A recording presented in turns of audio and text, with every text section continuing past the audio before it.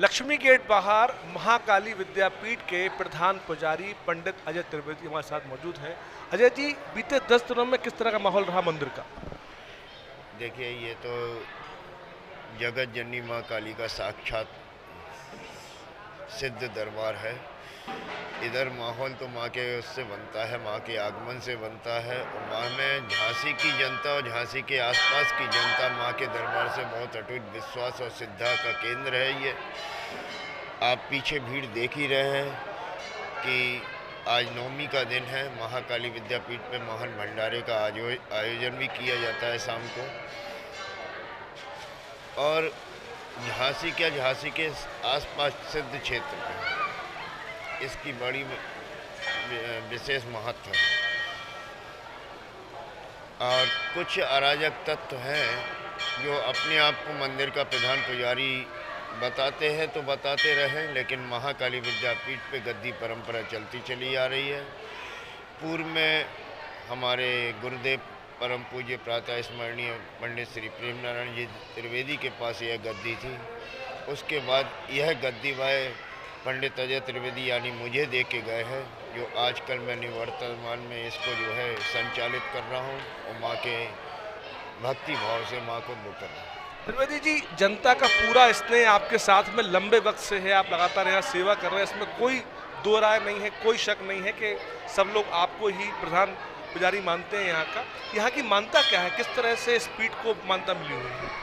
देखिए, यह सिद्ध क्षेत्र जो है झांसी के बाहर है और झांसी के बाद सबसे पहले तो यह शुद्ध सात्विक देवी स्थान है। कन्या रूप में इसका पूजन होता है।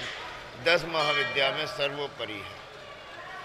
10 महाविद्या में सर्वोपरि। वैसे तो काली जी की जीभ निकली है, कहीं वहाँ शमशान वासनी है, कहीं वहाँ है, लेकिन यह जो है शुद्ध सात्विक सौम्य रूप में इनको स्थान है।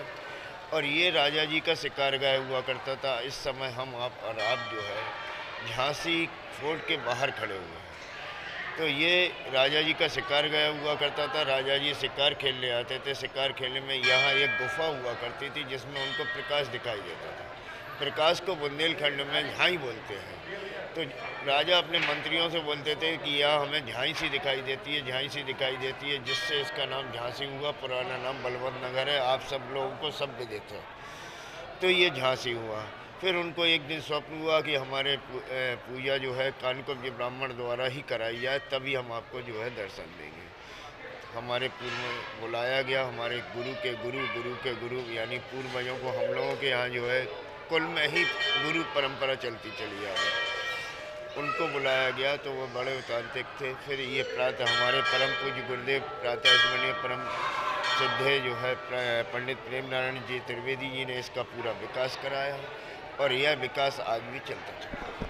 पंडित जी, ऐसा क्या हुआ है बीते 2-3 वर्षों में यहाँ के विकास को पंख से लग गए हैं? टाइल की बात करें यहाँ की और अन्य व्यवस्थाओं की बात करें तो यहाँ पर सारी चीज़ें बहुत व्यवस्थित तरीके से कर दी गई, क्या कारण है इसका?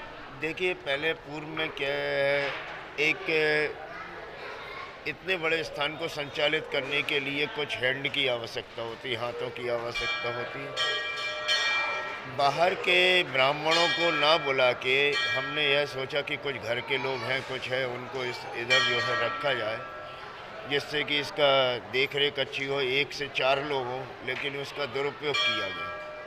दुरुपयोग करने के बाद जब मालूम हुआ तो फिर उनको इधर से हटाया गया, उनको भगाया गया। और फिर अब जो है पारदर्शिता है, जो है माँ के दरबार में आ रहा है, माँ के दरबार में ही समर्पित है, तो ये सब विकास चलता रहे। निष्काम और निस्वार्थ भाव से अगर आप कोई कार्य करते हैं तो पब्लिक को भी, आप आम जनता को भी जो है लगता है कि मैं माँ के दरबार में, करने वालों की कमी नहीं है, लेकिन उनको ये लगना चाहिए कि हमारा पैसा जो है, हमारा दिया दान जो है सार्थक हो। तो विकास का ये लगातार जो इस वक्त दौर चल रहा है, ये आगे भी जारी रहेगा।